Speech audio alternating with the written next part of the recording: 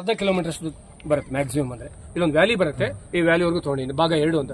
ವ್ಯಾಲಿಯಿಂದ ಆಚೆ ಇರೋದನ್ನ ಭಾಗ 3 ಅಂತ ತಗೊಂಡಿದ್ದೀವಿ. ಈ ತರ ಬೆಂಗಳೂರು ಯೂನಿವರ್ಸಿಟಿಯಲ್ಲಿ 16 ಭಾಗಗಳಿದೆ. ಭಾಗಗಳು ಅಂದ್ರೆ ಈಗ ನೀವು ಬಂದಿದ್ದೀರಾ, ಇದನ್ನ ನಿಮ್ ಕೈಲಿ ಮಾಡಿಸ್ತೀನಿ ನಿಮ್ಮ ಟೀಮಲ್ಲಿ. ಇದಕ್ಕೊಂದು ಹೆಸರಿಡ್ತೀನಿ. ಇದು ಇಲ್ಲ ನೋಡಿ, ತೀರ್ಥಹಳ್ಳಿ ಕಡೆ ಬಂದ್ರೆ ಸಹ್ಯಾದ್ರಿ ವನ ಅಂತಾನೆ ಹೇಳ್ಬೋದು.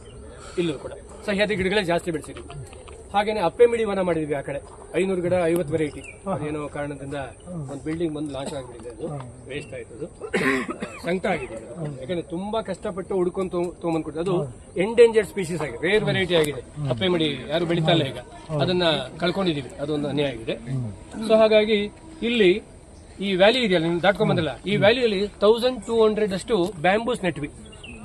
ಅಲ್ಲಿರೋ ಹಳೆ ಗಿಡ ಮರಗಳು ಹಾಗೆ ಇದಾವೆ. ನೀವು ಅಲ್ಲಿ ನೋಡಿರ್ಬೇಕು, ಸ್ವಲ್ಪ ವಾಸನೆ ಬಂದಿರ್ಬೇಕು ಇಲ್ಲಿ ಅಲ್ವಾ. ಲೇಡೀಸ್ ಹಾಸ್ಟೆಲ್ STP ಇಂದ ಔಟ್ಪುಟ್ ಆಗೋ ನೀರು ಸ್ವಲ್ಪ ಇನ್ನೂ ಕ್ಲೀನ್ ಜಾಸ್ತಿ ಆಗಿರಲ್ಲ. ಅದೆಲ್ಲ ನೀವು ಈ ವೃಷಭಾವತಿ ಸೇರೋಷ್ಟೊತ್ತಿಗೆ ಕ್ಲೀನ್ ಆಗಲಿ ಅನ್ನೋ ಒಂದು ಉದ್ದೇಶ ಇಟ್ಕೊಂಡು ಪ್ರಯೋಗ ಮಾಡಿದ್ವಿ. ಈಗ ಇಲ್ಲೇ ವಿದ್ಯಾನಿಕೇತನ ಸ್ಕೂಲ್ ಇದೆ, ಆ ಮಕ್ಕಳು ಬಂದು 12th ಸ್ಟ್ಯಾಂಡರ್ಡ್ ಮಕ್ಕಳು ಇಲ್ಲಿನ ಸ್ಯಾಂಪಲ್ ತಗೊಂಡೋಗಿ IAC ಹೆಲ್ಪ್ ತಗೊಂಡು ಅನಲೈಸ್ ಮಾಡಿ they have published one report also. ಅಂದ್ರೆ that valley with plants and this kind of bamboo is working well ಅಂತಾನು ಗೊತ್ತಾಗಿದೆ.